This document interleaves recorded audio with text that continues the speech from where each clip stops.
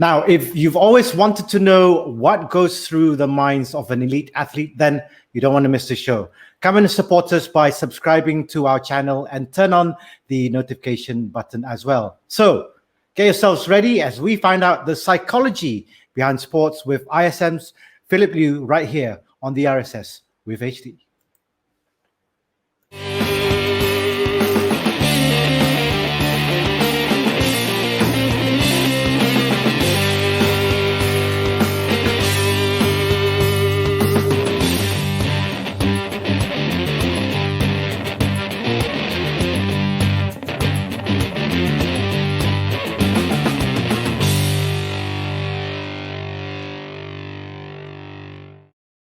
Hi, welcome to the show. And of course, it's the usual two suspects, myself, Rashid, Salleh, as well as Harry Steele right here. And this time we haven't got a sports athlete, but we've actually got someone who is actually works with the athletes, and someone who's very important in my eyes in helping, especially an elite athlete, get that final 10%, or even the other way around as well, and getting them off sports. But you know what, Harish? Let's bring him on. Let's bring him into the show first. Let's introduce Philip Lew of ISN, Institute Toucan Negara, or this National Sports Institute, as we like to say in English. But thank you for coming on to the show. And I know we've got a lot of questions for you this time around. It's not going to be a long show, but it's going to straight to the point. It's going to be very hard hitting, especially from Harish. And that's the moment where I say bye-bye. See you in a bit. Hi, Philip. Thanks for joining me. That's Rashid for you. Thank you for inviting me as well. Thank you. No worries. And for the benefit of our viewers, Philip Lew is actually the psychology officer who's based in the National Sports Institute, where he works very closely with our elite athletes, the athletes that are preparing for the Olympics, for the Commonwealth Games, and so forth and so on. So yeah, Philip, once again, thank you for coming to the show. Let's get started. Yeah, Philip. Now, our national athletes, how did some of them cope during the partial lockdown that we saw on March 18 onwards? Were any of them stressed out, not being able to train outdoors? I knew some of my friends were quite stressed out because they were avid runners. They go to the gym often, they run out there often, and they were depressed. What about our elite athletes, Philip? I think, putting aside their physicality and also their sporting talents, athletes are regular human beings like you and me, and they will experience all the emotions, the stress, and the challenges that a normal individual will face in their everyday life. It is good always to understand and also acknowledge the impact of the lockdown and the current COVID-19 pandemic on everyone, especially with the safety conditions and also the inability to train outdoors, especially during the early phases of the MCO. Feeling stressed out or uncertain, especially during the period, is understandable. And there are, of course, resources available like the sports psychology services to support them through this process. What we've seen is that everyone is apart, especially during the early phases of the MCO and the lockdown, but not alone. Despite the physical distance, there are social and also emotional closeness that we can see. And then I'm very thankful to the advancement of technology, the Skypes, the WhatsApps, because it helps to maintain the context with their teammates and also create like a creative, like they can do some creative and flexible workouts together. So I'm definitely sure that they do face some challenges and also some difficulties, especially in their emotions. But I would say that they cope quite well, especially throughout the whole process, because the ISN support staff are regularly monitoring them and also providing support to them throughout the whole process, even now. Philip, did you connect with any of them?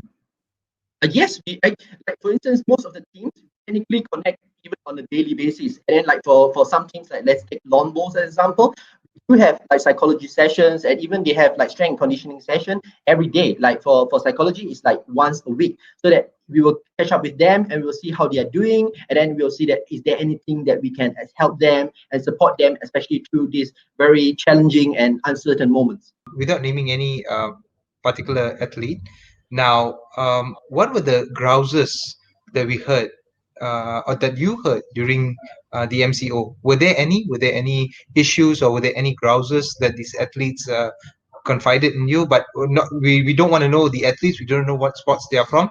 Just a general take. I think one of the easiest one, it would be the postponement of games, major games, not just the Olympics. I think that all the games are being postponed, and then like for athletes, they are quite used to having a very structured routine. So technically, they will know their periodization, where are the competitions coming up, what is the purpose of their training. However, when you are in the MCO and you are in the lockdown, technically you are blank. You have no idea where the competitions are coming up. You can see competitions being postponed, delayed, cancelled, and you can really feel the uncertainty. And I think that it's not just to them; it's even us and even the coaches. The whole ecosystem is like, what's going on? And I would say that easily will be, I break it into three different phases. Like during the pre-MCO phase, even before the 18th of March, there was a period of time that you are feeling uncertain. Like, will there be an MCO? You are looking at people's, like we were looking at Australia and even like Singapore facing some of the challenges that they do, and then you're uncertain about what it is. Then during the MCO, that is where there's a long period of time. That is where you get more uncertain. Like, how long does this MCO last? You are looking at 14 days to 14 days, and then eventually frustration and boredom do keep in place because you're not allowed to go out. You're restricted to your home, so the capacity of your training and the volume of your training, the intensity of your training will be different as compared to you're allowed to do it on the field or in a competitive environment. And then post MCO, which is I think currently you can see that people are getting into the groove. However, you're still worried when you're looking at the conditions like in the US and even in places overseas that they are still having a lot of difficulties. And I think that these uncertainties do manifest. However, it's always important, and we always remind them that you can only focus and you can only focus on in the now. So you can only focus on what you can control. There are lots of things that is out of your control, and these are the items and these are the scenarios that we hope that they will learn. And I think that this is actually a very good opportunity for you to, let's say you want to improve something, technical skills that you want to improve. This is a brilliant time for you, especially like for those athletes that are injured. It's a good time for you to do your rehab well and get fit and wait for the wave to pass through. Okay, Philip, the COVID-19 aside, now when an athlete fails to achieve his or her goal and is forced to quit shockingly, we've seen such tragedies happen, yeah? How will that affect his or her mental state? And could you please provide some past examples?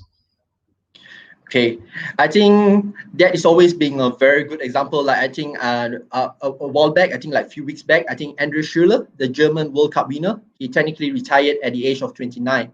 And you can see that some of the comments is quite, to be honest, it's quite emotional to read it.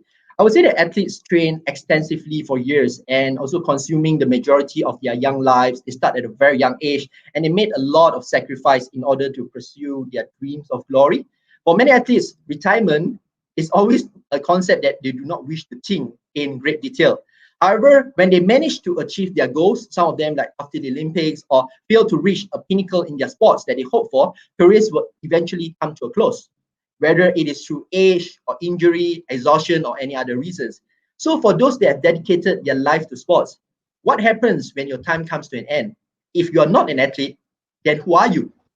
According to, if you can see that various sports psychology research that is being conducted, it's always reported that athletes, especially those that are being forced to retire, have a tendency of a high level of negative emotions, like a sense of betrayal, shame, the embarrassment, and the loss of identity.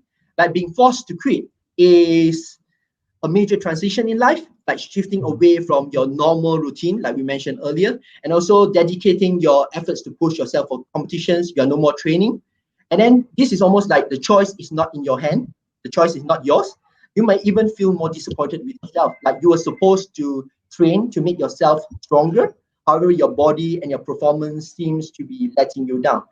One of the several scenarios that we usually see is that some athletes actually tend to act tough and try to push through the pain instead of getting help. Like it feels like they felt that if I ask for help, it's almost like I'm complaining or I'm finding excuse. And it's almost like a superhero syndrome, like the feeling of I'm an athlete, I'm invincible, I need to make myself look strong. And at times, when someone an athlete voice out to say that they're faced with the challenges, they are facing some mental well-being issues, then possibilities you'll receive some response like say that, this athlete is mentally very weak. Just a small matter. Why do you use that as an excuse? Or a little bit of pressure also cannot handle. Sure, you will become painful. But Philip, my question to that is, why do they get that Superman syndrome in the first place? How did they get to that stage? One of the things that we usually focus on is that I would say that it is all about how well are you prepared for that transition, the transition difficulties that you feel. And then usually it's during the stage that you feel the loss, the isolation, and the lack of motivation. And if there's one word or one term that usually we'll emphasize on, is the emphasizing on the identity, like the athlete's identity. Because athlete identity is the degree to how individuals identify the athlete's role and how they look to others to acknowledge that role, like praise and award. So losing that athlete's identity, like being forced to retire, may cause some confusion and uncomfortability. Like it's almost like getting used to a new life, like without competitions and training. And we look that it actually affects their self-concept as well. Like athletes have a tendency to have like almost like a all or nothing, like without the athlete identity, I'm done. But actually it's not. You have changed your athlete's identity, but don't forget that actually you have a personal identity as well. You have a self-identity, such as a life and also your family. So it is actually a good time for you to take the time to explore. And at the end of the day, we notice that some athletes actually have like a tunnel vision. So they are spending too much time only thinking about competitions, trainings, and results. So they technically do not prepare themselves well for life after sports. It's almost like, I do not want to think about it. And then these are the athletes that we notice that are usually left ill-prepared for the balanced perspective required for real-world career opportunities. Okay. This is with regards to, you mentioned earlier about lemah mental. We've heard this, and this is not just after they leave sports, but during sports, we hear officials and sometimes observers saying that athlete kalah kerana lemah mental. This simply suggests that our athletes are mentally weak, but is that really so? And are our athletes really confined to that kind of stereotyping, or is it just an easy excuse to find to pin the blame on something that you can't track, that's something you can't gauge, and so you just put it as that we lost because we were mentally weak. What are your thoughts?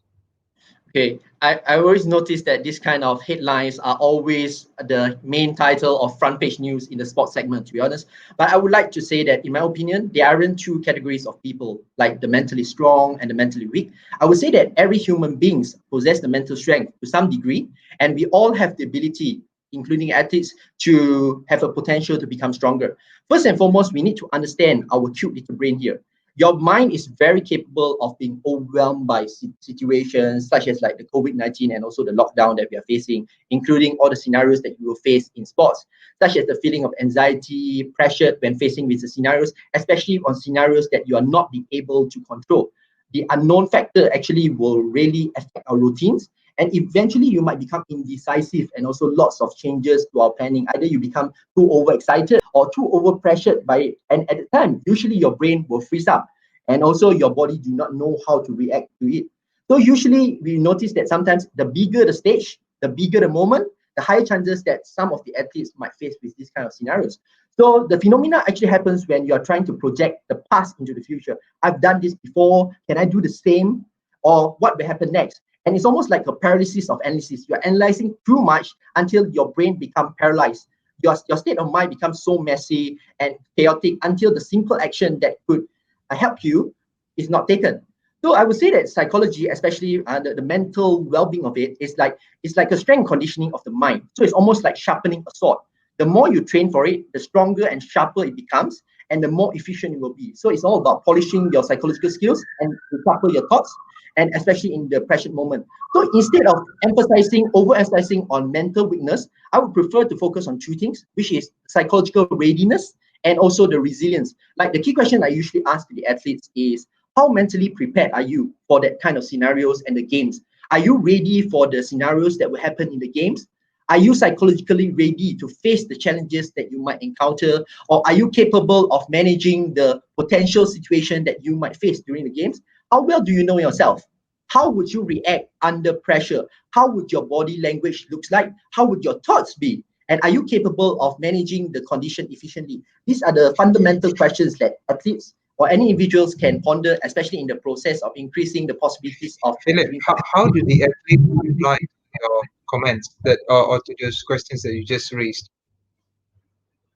One of the things that we notice is that sometimes athletes have a tendency to think that everything will go on well, like they're being optimistic. But my approach has always been, I'm optimistic, but I'm also realistic. So you need to prepare for all the possible scenarios that might happen. Like what Michael Phelps says in his interview, he says that I prepare for the good, I prepare for the bad, and I prepare for the things that haven't happened. So it's all about not just about being mentally weak, it's you need to be mentally prepared for the scenarios and the circumstances that might happen, and how do you deal with it? Like if you could say you use like the New Zealand All Blacks as a example, like the greatest rugby team in the world. Even them, their winning percentage is only 77.41% until now. So that means that they still possess a 23% chances of losing. Or let's say the Golden State Warriors team of Steph Curry in the 2015-2016 season, they broke 25 NBA records and 10 franchise records, but they won the most games pre and post season, but they still lost in the final to LeBron James' team in the big final, despite leading 3-1. So that this actually leads to the next point that I bring on, which is resilience. So would you be able to bounce back from the adversities and the failures? So what did you learn from that whole experience, and what did you gain from the process? We see that the New Zealand All Blacks team was eliminated in the quarterfinals in 2007, and they actually came back and won consecutive World Cup in 2011 and 2015. Same goes to the Golden State Warriors. After they lost to the finals against LeBron James, the next season they bounced back and they won the NBA final.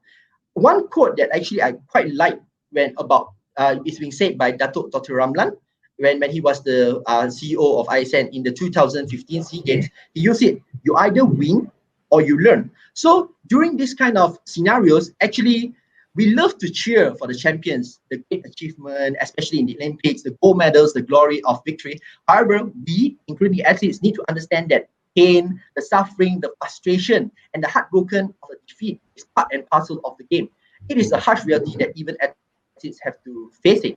So during these kind of scenarios, I would say that being with the athletes, especially during training sessions, and seeing them putting in the efforts and sacrifice for performance, traveling with them during competitions, seeing them missing important festival, we can see that every single time when they step onto the field, we can know that they are warriors and they're fighters, and they really fought very hard for it.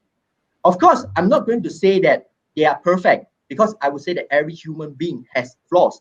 However, it's extremely crucial to emphasize on what can I do better, how to be more efficient and also effective in my decision making during these important moments. I would say that it is not easy, but it takes time for you to, pieces by pieces, for you to increase the mental strength. I would say that usually what we mention is that we say that even you're mentally strong doesn't guarantee success. If not, you'll see everyone wins the Olympics.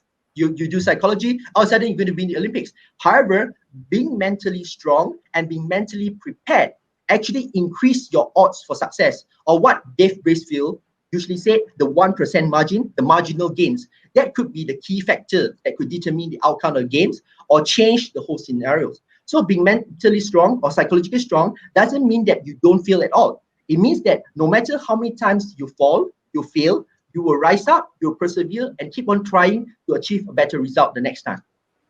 Philip, one last question. I don't know why it sounds like Optimus Prime, but anyway, quit and retire. Now, these are two words that may seem familiar, that may seem similar to many people, but not to athletes.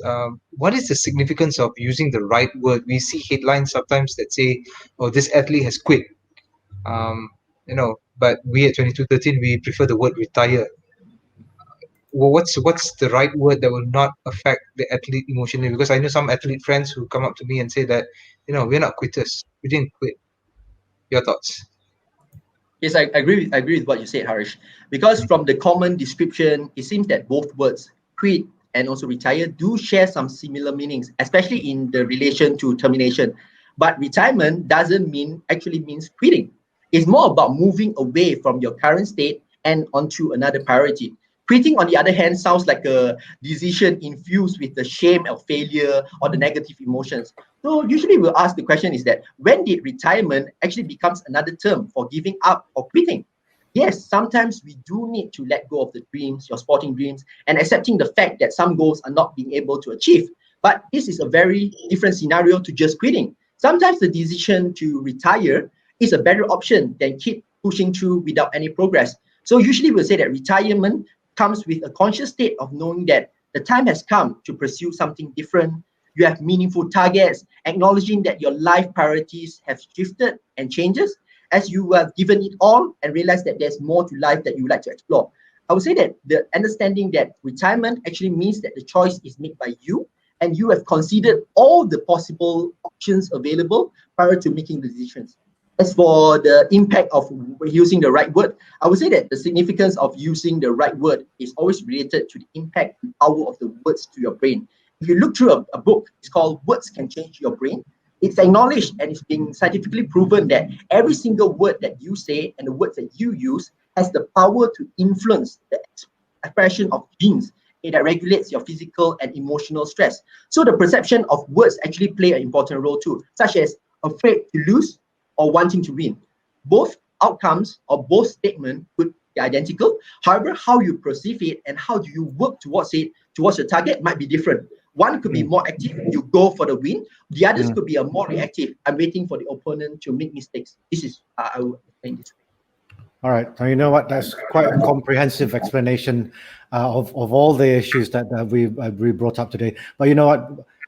Unfortunately we don't have enough time. Of course, I'd love to have a longer discourse with you about this because it's something that a lot of our athletes face. I myself am in charge of the MMA side, and we have a lot of athletes who needs that 1% as you talk about. It's something that we will hopefully do that off camera. But you know, on behalf of the RSS with HT, thank you very much, Philip, for joining us.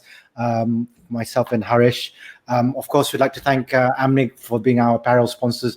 And of course, don't forget to subscribe, come and support us, turn on the notification bell, and subscribe to our channel right here on the RSS with HT. From myself as well as Harish and from Philip, thank you very much. See you again next time. Bye-bye. Thank you, Harish. Thank you, Rashid.